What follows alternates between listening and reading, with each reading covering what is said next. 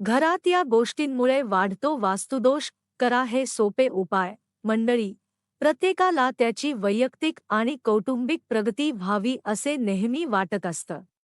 आपल्या कामात प्रचंड कष्ट करून पैसे कमावणं आणि जगण्या अधिक समृद्ध करणे यासाठी सगळेच प्रयत्नशील असतात. पण इतर अनेक गोष्टींचाही आपल्या प्रगती संबंध असतो. त्यापैकी एक आहे वास्तुशास्त्र. कधीकधी आपल्या घरात आपण काही अशा गोष्टी करतो ज्यामुळे घरातील वास्तुदोष वाढायला मदत होते. या वास्तुदोषामुळे आपली प्रगती खुंटते. घरात शांतता नांदेल जी भांडणे होतात, मारामारी सुरू होतात, नोकरीत हवं तसं काम होत नाही, बढती मिळत नाही, धंदा मंदावतो.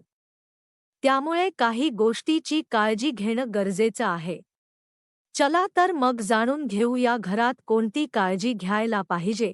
मित्रांनो, वास्तुशास्त्रात प्रत्येक गोष्टीचा आपल्या जीवनावर प्रभाव पडत असतो.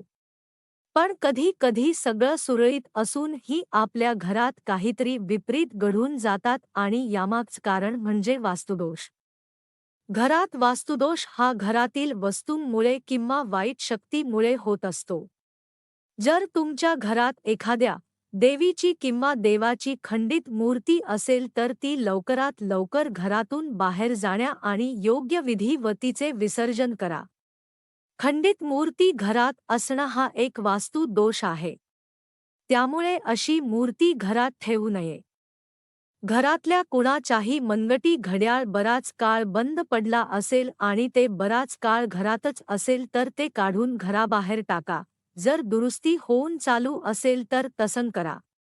वास्तुशास्त्रात घराला प्रगतीचा द्योतक मानतात. त्यामुळे घरात बंद पडलेले घड्याळ ठेवणं तुमच्या कुटुंबासाठी येताचा मानला जात नाही.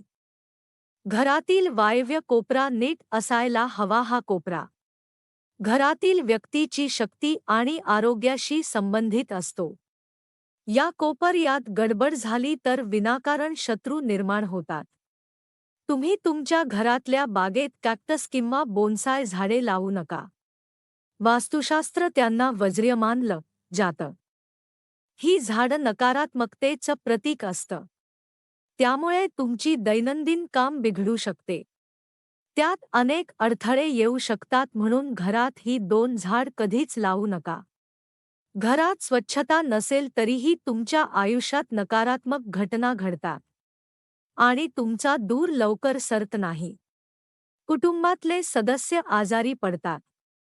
आपल्या बेडच्या खाली चपला कधी ठेवू नका. तुम्ही तुमच्या बेडरूममध्ये चपला ठेवत असाल तर रोगराई सोबत तुमच्या मनावरचा तणावही वाढेल. तुटलेल्या आणि वापरात नसलेल्या वस्तू घरात ठेवू नका. जुने कपडे घरातून काढून टाकली पाहिजेत. घरातल्या कोप्यांमध्ये होणारी कोळी कष्टही वेळोवेळी साफ करायला हवी.